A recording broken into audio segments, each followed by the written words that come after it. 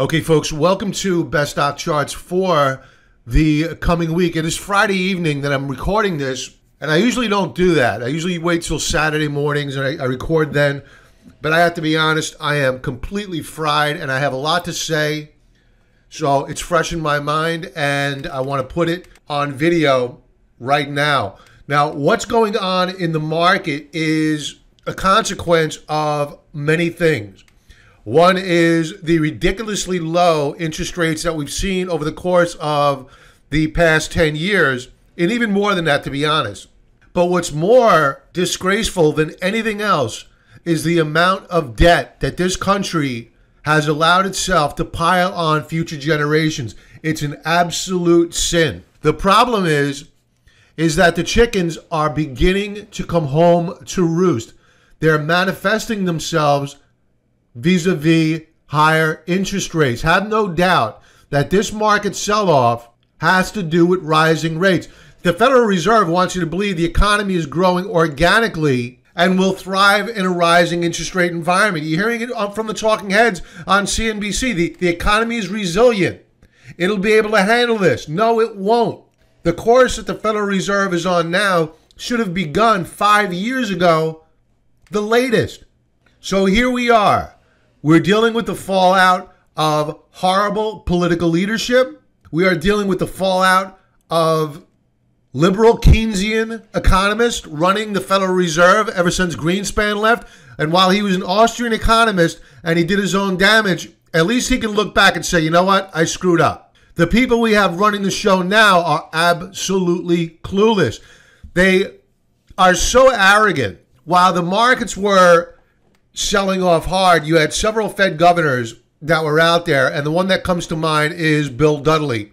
And as recently yesterday, he made a flippant comment in one of his speeches that this drop was a drop in the bucket, small potatoes, I think it was exact words, it was small potatoes, and that the rate hikes would continue, and the rolling off of debt off the balance sheet would continue as well. What did the markets do? They sold off. So what the market is hoping for right now is a life preserver by the Federal Reserve. And all we're getting out of Washington is increased spending. $320 billion they approved, in addition to our $1 trillion a year deficits as far as the eye could see. Is it any wonder why interest rates are rising? Would you want to buy and hold our debt for 30 years for a 3% yield on a 30-year bond? Adjusted for inflation and taxes, you're losing money. I digress. Okay, so what we're going to do here is we're going to talk about the markets and how we're going to trade them. And you may be asking, why did the markets rally today? We can only make assumptions here and now. It certainly wasn't because we had a life preserver thrown to us by the Federal Reserve. I believe it had more to do with short covering Friday. Traders worried about staying so heavily short over the weekend because, God forbid, we do get a statement out of Washington over the weekend and you'll see a massive short squeeze on Monday and Tuesday. So they probably look to avoid that. We did hit some support levels, so you did probably have some algos fire off some trades, triggering the rally off the lows of the day. Now, what you should worry about is what I've been talking about on our morning updates. If you're not getting them, subscribe to my YouTube channel, follow me on Stock, Twitch, and Twitter. And here's what I said this morning about this market. First, let's go over the markets in the pre-market. At current, it is 4:58 Eastern Standard Time in the AM. And once again, we have the Dow Futures 4-hour chart that we are seeing triple-digit bright green futures. Why do we get this? It's so that CNBC can send their cheerleaders on in the pre-market to get the small investor to buy into the euphoria that are the triple-digit futures. They want you to buy at the open so the institutions can sell into your liquidity. Don't fall for it. You saw what happened yesterday and the day before. We rallied into the open and only to reverse to close lower on both the Dow Jones and the S&P 500. Don't let this be you.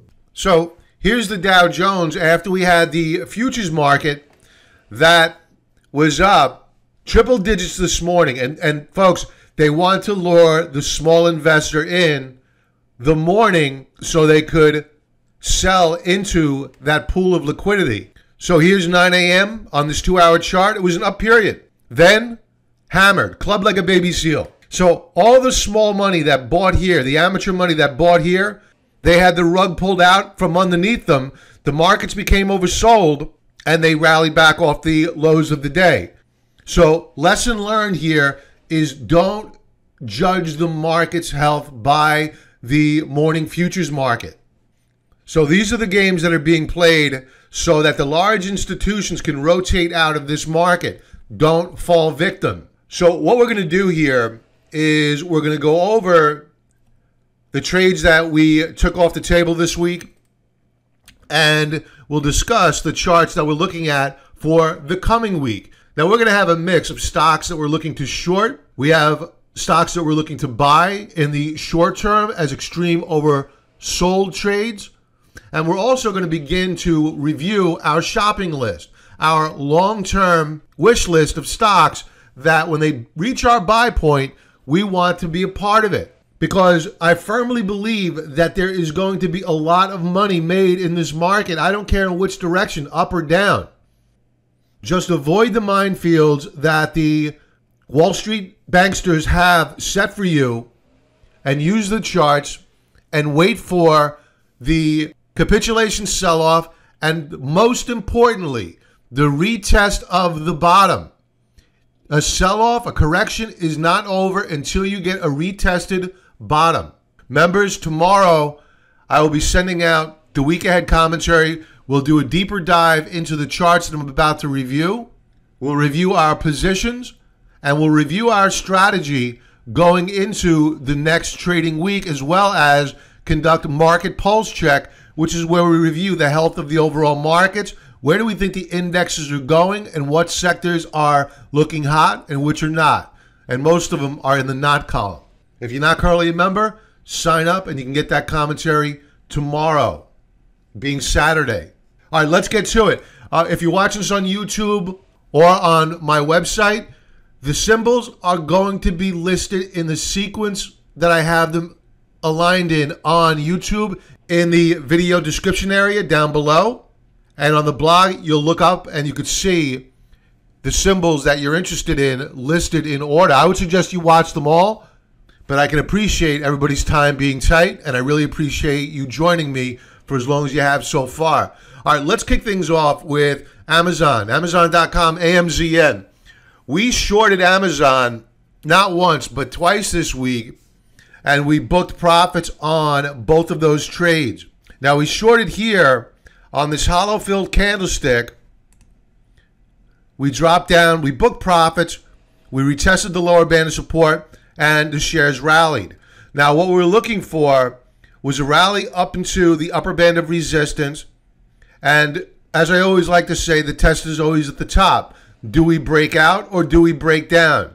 We saw that we had a bearish key reversal on the day, so in that final hour of trade, we executed a short trade, and we got filled, and you could see that Amazon really got hurt, and we were down as low as 1265.93. Now, we booked profits. We had our stop filled on our short as we began to rally up and through this resistance level here. So we were able to capture in our short trade the large portion of the day's losses, and you could see that we rallied back well off the lows of the day. Do I think that Amazon is done going down? Not really.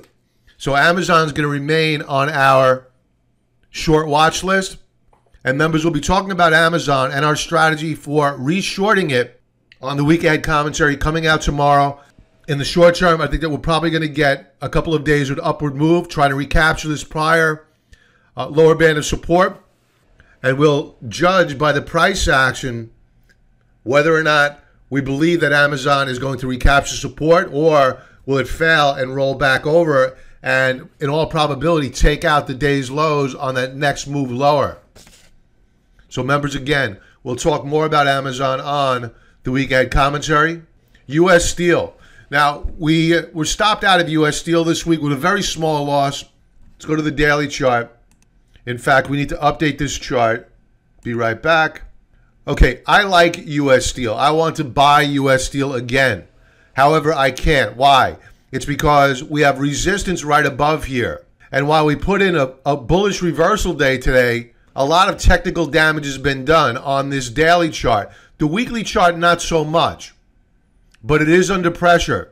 Now, the Stokes, they're in all probability going to roll over, and we'll look to see whether or not they put in a higher low or take out the prior low. Either way, in all probability, I don't think that $33 per share is going to hold. I think at the bare minimum, we'll come back down and retest 30.87. Now, that coincides well with the weekly chart, which is where we had the lows of the week. We are in a ever-tightening triangle formation. We were long of U.S. Steel a couple of weeks ago, and we booked profits up here at resistance, and the shares sold off subsequent to our booking profits. So we like the shares of U.S. Steel. We may be buyers fairly soon, but right now we're watchers. Cal-Maine Foods, this is another one where we booked profits this week.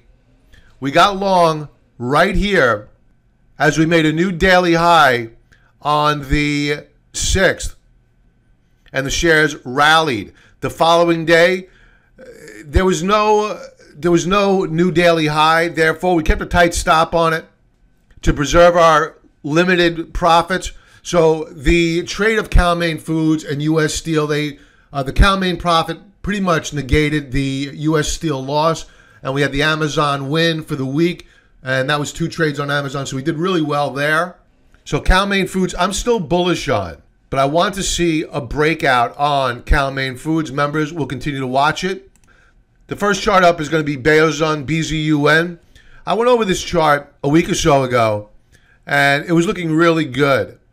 But we reversed because we couldn't break out above resistance. And that's what I said when I talked about it, that the markets were under pressure, and that if you were looking to buy it on a breakout. We never got up to that level. Now we pulled back to the prior breakout point. We broke out the week of January the 2nd, rallied. Now we're pulling back to do a retest. This is an interesting support level. So we may be buyers of BZUN next week. Members, more to come. We'll do a deep dive on BZUN on the weekend commentary coming out tomorrow. The next chart up is BKE, Buckle Inc. Never heard of it, but the chart is looking interesting. All right, so let's begin with the weekly chart. Members, we'll talk about the daily chart tomorrow. We'll do a deep dive. We use the daily charts to identify our entry points on these trades. Right now, we're just going to do the high-level view using the weekly charts. BKE, RSI has a bull flag formation, as does the stochastics. Beautiful setup here. Now, in terms of price, we sold off early in the week, but we rebounded. We didn't break out, but we are very, very close. This is a beautiful setup here. So we'll be looking for a breakout and ideally a retest of the breakout point and then look to enter the trade. So members, we'll be looking at this one very carefully tomorrow on the week ahead commentary. The next chart up, Apache.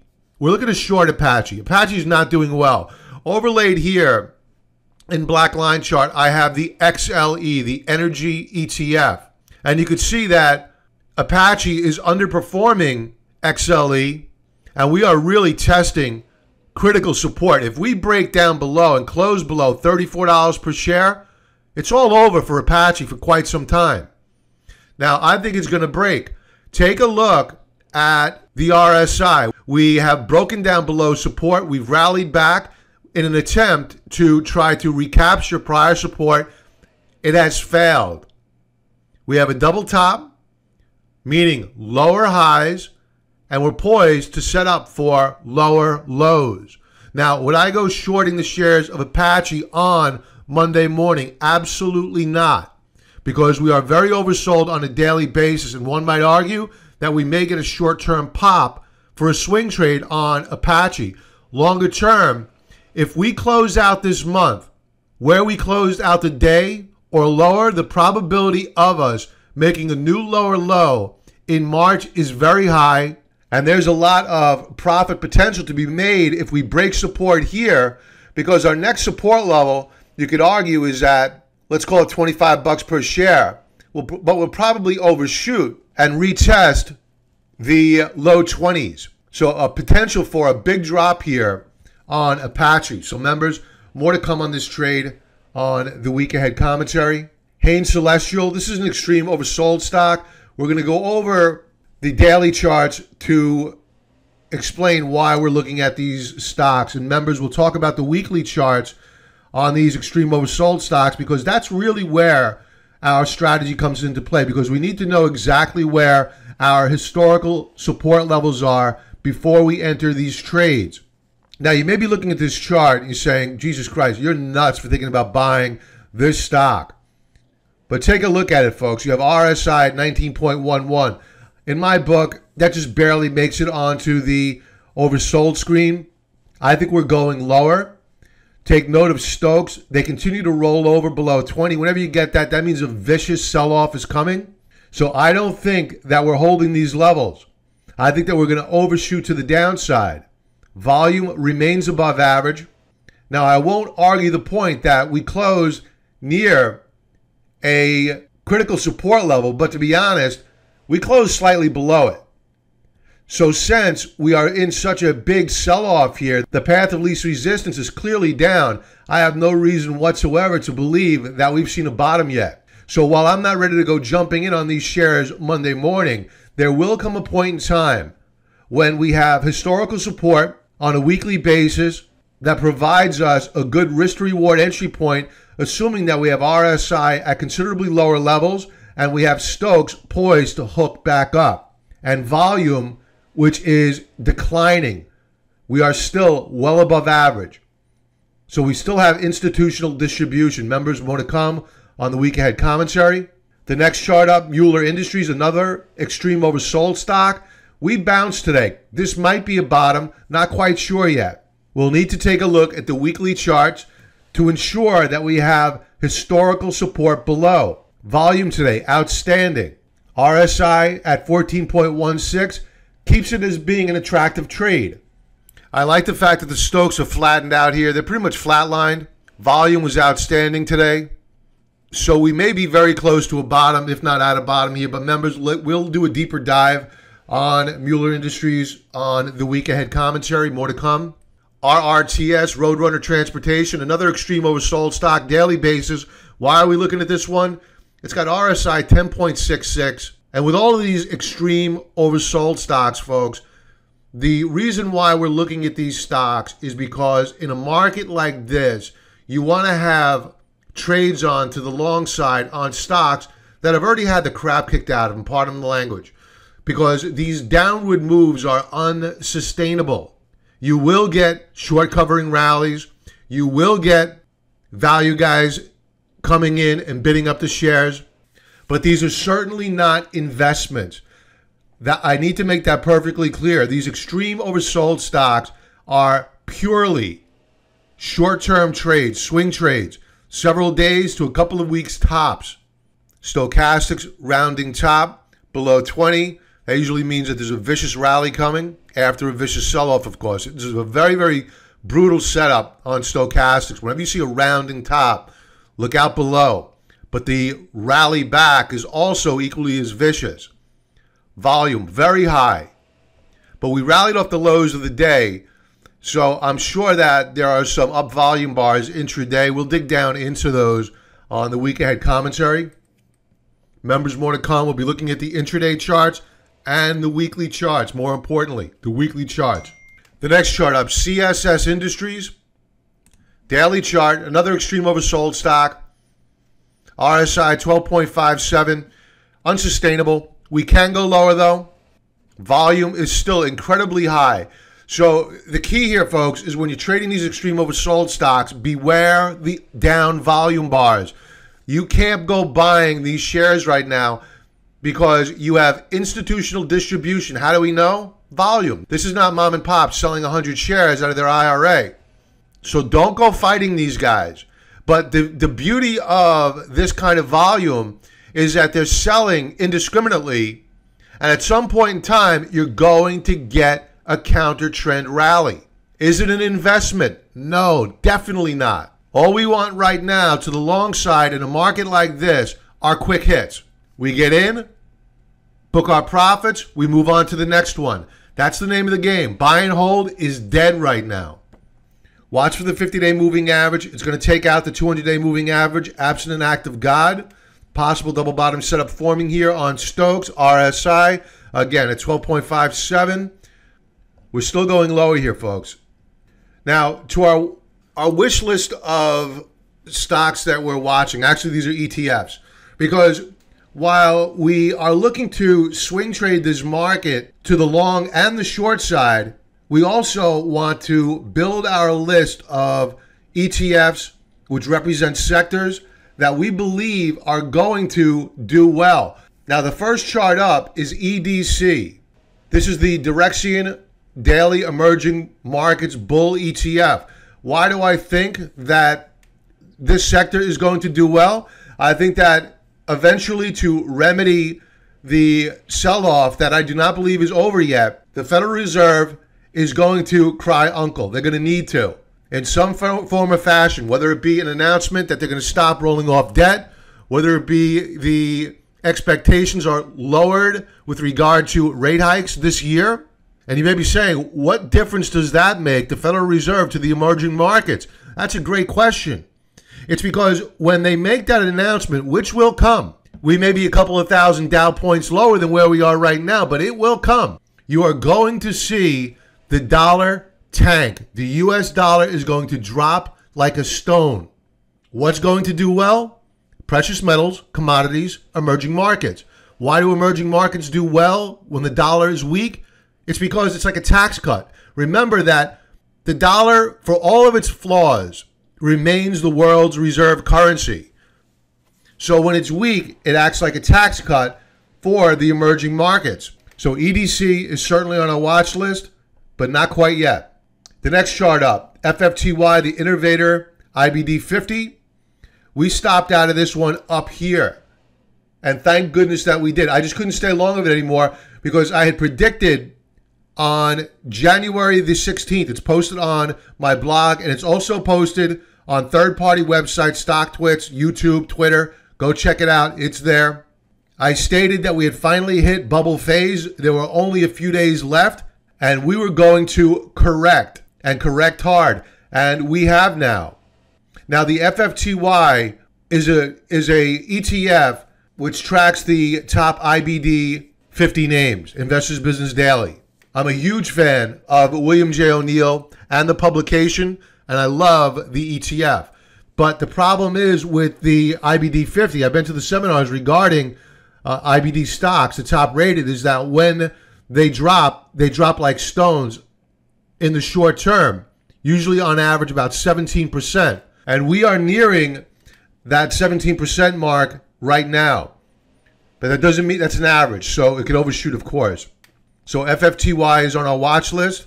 Volume is still very huge, so don't get in front of a moving freight train. Let those volume bars drop down and wait for historical support. Members, that's what we'll be talking about, historical support. Where do we want to look to buy? The next ETF up is ROBO, the Global Robotics and Automation Index. This is the future. All I hear about is robotics and AI, artificial intelligence. Now, we have retested prior support last seen back in December. I wouldn't want to buy these shares until we got a successful retest. So, members, we'll keep an eye on it. And if it breaks, we'll watch for the next support level, and we'll look to build a position on a successful retest. But as it stands right now, ROBO weakening. There's no signs, with the exception of a bottoming tail at support, that we have seen a bottom yet. So please, just because we're talking about it, it's just a watch ETF. It's on our wish list. We're not ready to buy any of these ETFs quite yet, but soon. And that's it, folks. Everybody have a great weekend. Rest up. I know everybody's pretty fried from the volatility from this past week. I don't think it's over yet. We may get a brief rebound next week, but remember, it's not a bottom until it's retested. So don't get lured into a false sense of complacency or security if we get a couple of up days. And watch out for the talking heads on CNBC. All they want to do right now is salvage a dying bull market. And they're going to pull out all the stops to keep this market aloft for as long as possible so that the institutions can rotate out at the best price possible, and of course, to the detriment of the small investor. It's gone on since time immemorial, and it's not going to end anytime soon. So don't fall victim of these Wall Street thugs who appear on the mainstream financial news media. Everybody have a great weekend again. Thanks for spending time with me. Be well, folks.